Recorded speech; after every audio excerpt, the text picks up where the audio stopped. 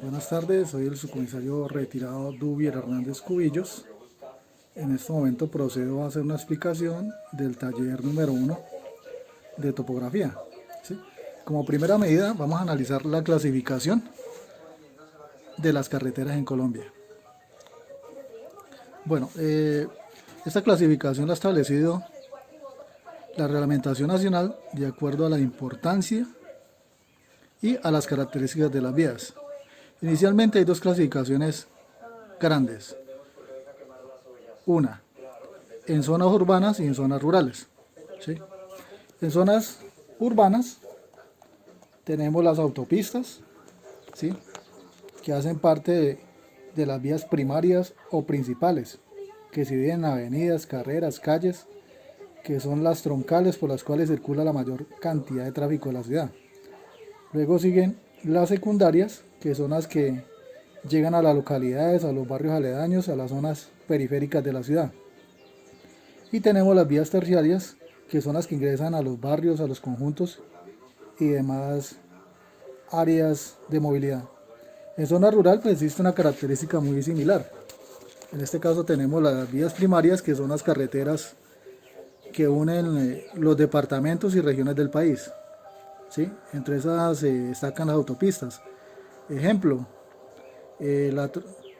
las vías 4G, que la vía que Cibaté o de Soacha conduce a Girardot, ¿sí?, que moviliza gran transporte y une necesariamente 2 o 3 departamentos. Luego siguen las vías secundarias, por las cuales se llega a las diferentes localidades municipales, ¿sí?, y unen estos municipios unos entre otros. Y tenemos las vías terciarias, que son las de las cuales los municipios o cabeceras municipales se transita o se tiene movilidad hacia las veredas y corregimientos a nivel país. Bueno, por otra parte vamos a empezar a explicar los diferentes ejercicios que fueron desarrollados. Uno, como primera medida se estableció el cálculo del radio de curvatura. Para tal fin y procedimiento se procedió a hacer un recorrido sobre la vía Cibaté-Fusagasugá, ¿sí?, en la cual se escogieron unas curvas y se tomaron unas medidas, ¿sí?, para poder realizar los diferentes ejercicios y la aplicación de las fórmulas. Tenemos una fórmula básica que es para establecer el radio de la curvatura, valga la redundancia, de una curva. Tenemos la siguiente fórmula: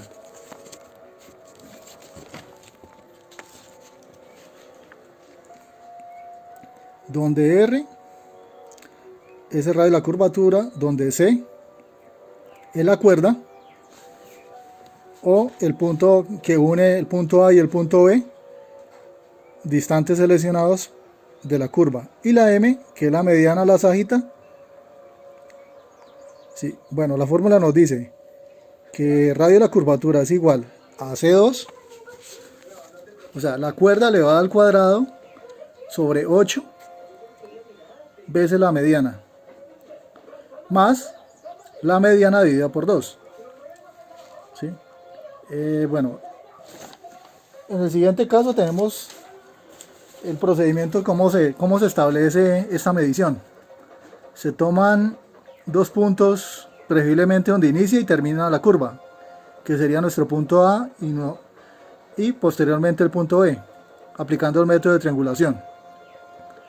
Se toma la mitad de la distancia de esta zona y con eso llegamos a obtener el punto medio de la curva.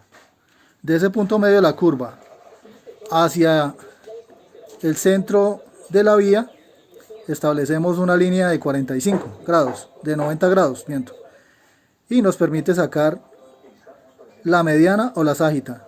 Con esas dos medidas pues se puede establecer la fórmula, ¿sí?, y podemos obtener los datos que necesitemos. Como siguiente procedimiento tenemos el cálculo de la pendiente,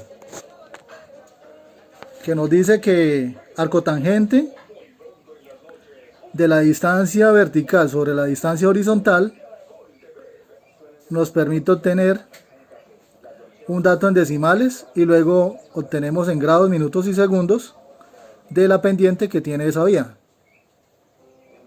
Posteriormente también podemos sacar el porcentaje de esa pendiente mediante la fórmula. Bueno, para este procedimiento se realiza de la siguiente manera.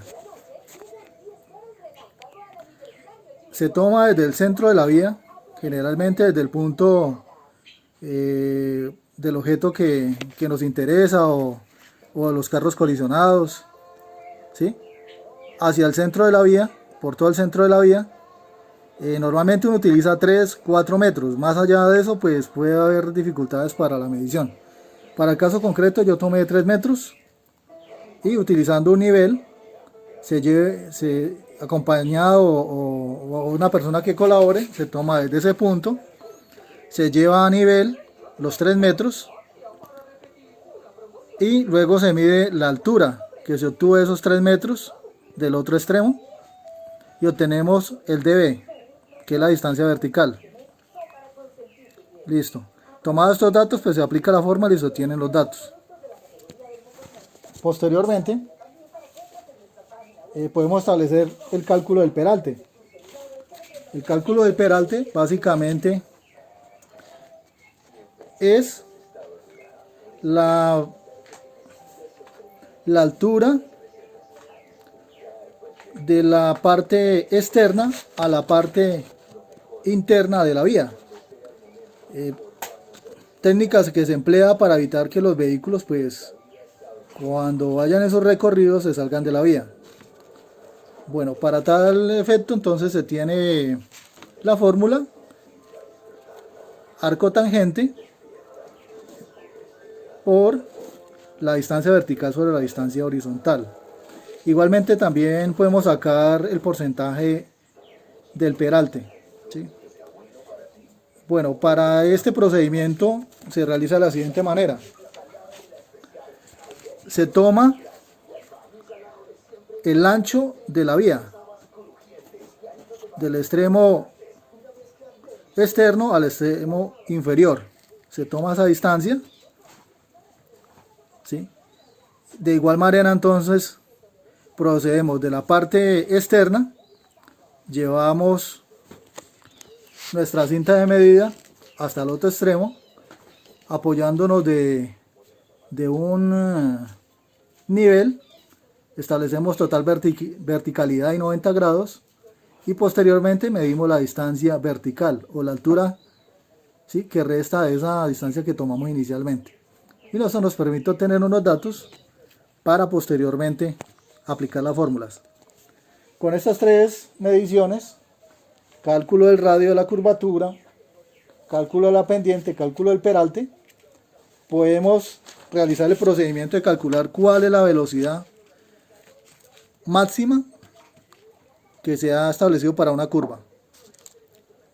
Bueno, existen unas fórmulas que para este caso en mi trabajo pude desarrollar mediante la investigación y se pudo establecer